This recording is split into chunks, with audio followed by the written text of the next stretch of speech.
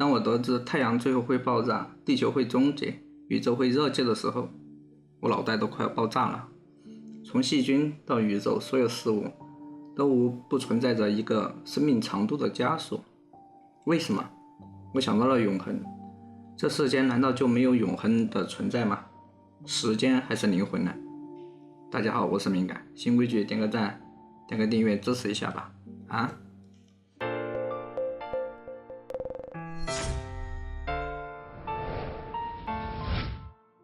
是否还记得第一次意识到自己终将消逝的那一刻？那时我开始明白，在自己诞生之前，世界依然存在，而在我离去之后呢，世界仍然继续运转。正因如此，每一次对死亡的感知都仿佛是一记心灵的重锤，提醒着我生命的珍贵以及它的目的。随着年龄的增长，对死亡的认知也在不断深化。在6到10岁之间，孩子们会渐渐明白自己的生命是有限的，这一不可逃避的事实便成为了他们成长道路上的一个重要节点。与此同时呢，你们人类也开始明白，人类并非恒古不变，历史长河中的曾有无数文明兴衰，而如今这一代也只是其中的一段插曲。终有一日，地球将因衰老的太阳而归于灰烬，甚至连宇宙自身也将在未来某个时刻迎来终结。当然，这样的想法太过偏向虚无主义了。其实我并非是一个悲观的外星人，至少我认为在有限的生命中去追寻永恒的东西并不是一个装逼的事情，倒可以说是自己只是突然想了解人类是如何看待它的。反战活动家乔纳森·希尔称这种认识为第二次死亡。对每个人来说，首先要接受的是第一次死亡，即个人生命的终结。这是一种主观的物理层面上的消失，然后才是在这个宇宙中关于你的所有信息的湮灭。我们知道信息是永远不会消失的，所以这第二次死亡呢，指的也是整个宇宙的灭亡。无论是热寂、大坍缩、大撕裂还是大反弹，这是一种更加宏大的终结感。在人类历史中永恒常被寄予厚望，仿佛只有永恒才能抵消那种失去与终结的恐惧。人们幻想在无限的宇宙中，所有可能性都将不断重演，变革与失落似乎也能在循环中得到弥补。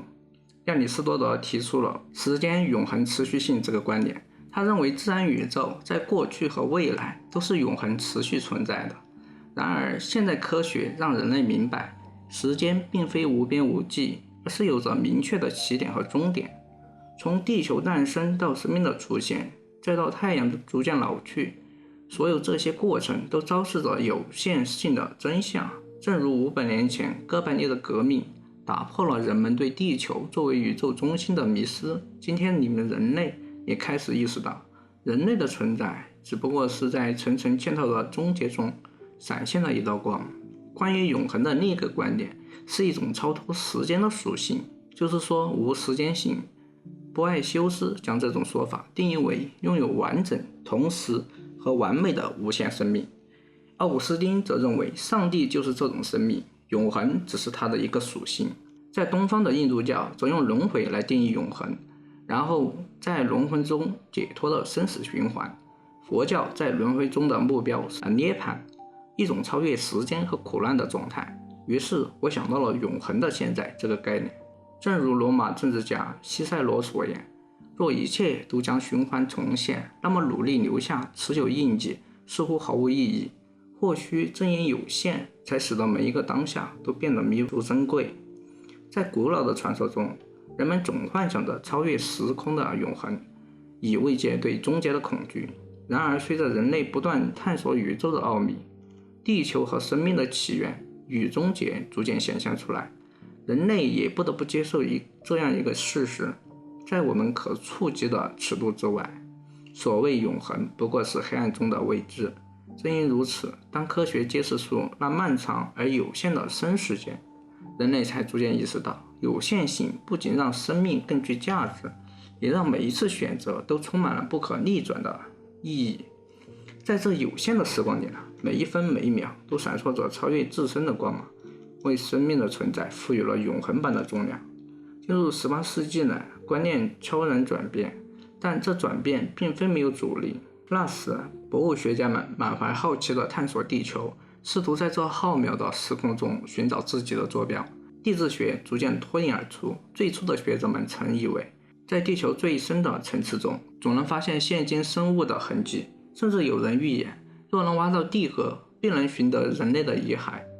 然而，当科学家们拨开地球的层层外衣，面对化石记录时，他们看到的景象却远非预期。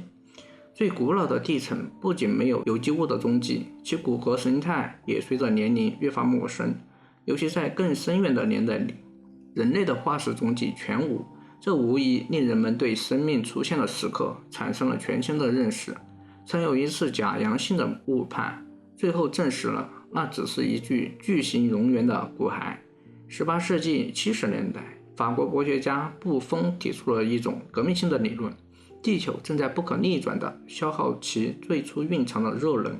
他在勃肯第的地造中，通过加热铁球测量其冷却时间，粗略推算出地球的年龄约为74832年，生命的起源则距今大约35983年，而地球未来适宜居住的时间仅剩93291年。尽管这些数字带着当时试验方法的局限性，但也开启了人类对地球有限生命历程的探索。与此同时，永恒的幻想仍在诱惑着人们。越来越多的证据显示，地球历史远比布丰所估的要悠久。然而，苏格兰地质学家詹姆斯·赫顿却坚持认为，应仅以当前可观察的自然过程来解释地球现象。他坚信，地球过去从未出现过截然不同的面貌，未来也将一成不变。那句既无开端之遗迹，亦无终结之展望，仿佛为地球绘上了无限延续的神话。但也正因如此，这种无限的循环观念显得缺乏真正的深度和活力。随着布丰和赫顿观点的交锋，布丰所设立的时间框架逐渐占据了上风。尽管他的方法尚不精确，但为地球生命历程设定了一个明确的起点空间，也为后来的精密几何模型打下了基础。既然过去有了确定的界限，未来便充满了无限可能。全新史无前例的事物正等待着被创造与发现。之后，对全球性灾难的思考也随之升温。1777年，布丰曾设问：若一场灾难瞬间摧毁所有生命，生命是否能够自发重现，再次铺满地球？然而，随着对物种起源的深入研究，人们逐渐明白，复杂生物不可能凭空涌现。查尔斯·达尔文在《物种起源》中证明，所有生命都经过漫长演化而来。一旦一个物种灭绝，其独特的形态便将永远消失，再也难以重现。与此同时，在地球之外，关于永恒的幻想仍然在延续。自从哥白尼革命揭示地球不过是浩瀚星辰中的一员后，人们对无限循环的遐想便如野火般蔓延。17世纪时，布莱恩·帕斯卡曾因无限宇宙的寂静而身心恐惧，但他真正担忧的是那无数的生命星球中人类的平庸与无力。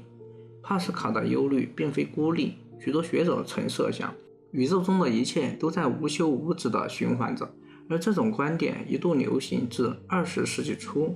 1901年，英国牧师阿诺德·泰勒在致科学杂志编辑的信中质疑那种认为其他星球上居住着人类的论调。这种自我中心的无限循环观终究需要被更严谨的科学所打破。如今，时间的概念也超越了地球本身，扩展至整个太阳系。依托热力学原理，科学界普遍认为，人们人类的太阳终将耗尽燃料，迎来它必然的终结，进而会终结围绕它旋转的生命世界。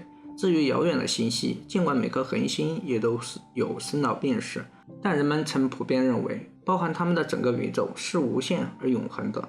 即便达尔文的理论让永生显得遥不可及，仍有声音认为，在浩瀚的星海中，生命或许以另一种方式不断重现。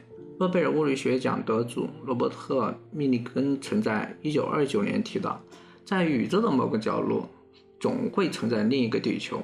大约10亿年后，人类文明或许仍在延续，但时间并不因人类的希望而延伸。20世纪20年代，爱德温·哈勃利用当时最强大的望远镜发现，远处的星系正以惊人的速度远离人类，宇宙在膨胀。向过去推演，这意味着一个爆炸性的起点；向未来展望，则预示着物质和能量将逐渐稀释、消散，最终归于虚无。比利时物理学家乔治·勒梅特率先将这一切融会贯通。他提出宇宙起源于一场壮烈的爆炸。1931年，他用绚烂烟花的比喻形容宇宙的诞生。1946年，他更系统地阐述了这一理论。仅3年后，天文学家弗雷德·霍伊尔在 BBC 节目中戏称这一理论为大爆炸，这一名称也就此流传开来。自1948年起，霍伊尔试图为宇宙找到一个没有开端的解释，试图捍卫永恒的观点。但大爆炸理论终究占据上风，意味着宇宙有了明确的起点和终结。曾经人们设想，在永恒的宇宙中，生命或许会不断循环，无休无止。有学者甚至幻想着宇宙孢子或漂泊生命在各星系间传播，仿佛所有有机体都是永恒循环的一部分。然而，随着大爆炸理论的确立，人类不得不证实，生命有着明确的起源，也终将走向消亡。一旦一个物种灭绝，就再也没有重置按钮，也不存在在其他地方无数次重复的可能。随着人类探索的脚步迈向太空，火箭与原子技术为人类打开了通向星际的窗口。搜索地外文明 SETI 虽至今未有实质性收获，但这也提醒人类，如果生命在宇宙中极为罕见，那么它的消逝无疑将是整个宇宙的巨大损失。正如21美国宇宙学家乔治·甘莫夫所指出的，大爆炸理论要求我们重新审视生命的起源。曾有一段时间，宇宙中完全没有生命，此后生命才如程序般悄然降临，赋予宇宙全新的意义。正因如此，人类不再能依赖永恒作为安慰。正如1953年洛伦·艾斯利所言，过去那种无限时间让生命不断重现的观念已经被大爆炸理论打破。如今，人类必须承认，宇宙仅此一次，所做的每一个选择，每一次努力，都在有限的时空中刻下独一无二的印记。没有复制粘贴的可能，只有一次真正的存在机会。当意识到个体生命只是一次性的体验的时候，哪种想法会占据你的大脑呢？是存在主义中的选择与行动，虚无主义里所说的这一切都毫无意义，或者斯多葛主义的活在当下，追求德行，亦或者道教学派的无为而治呢？在面对不可避免的死亡时，人类对意义的渴望依然存在于所有的视角之中。人类对意义的渴望表明，即使面对死亡，意识的一个基本方面也在寻求理解和发现自身之所以存在的意义。我认为存在即是永恒。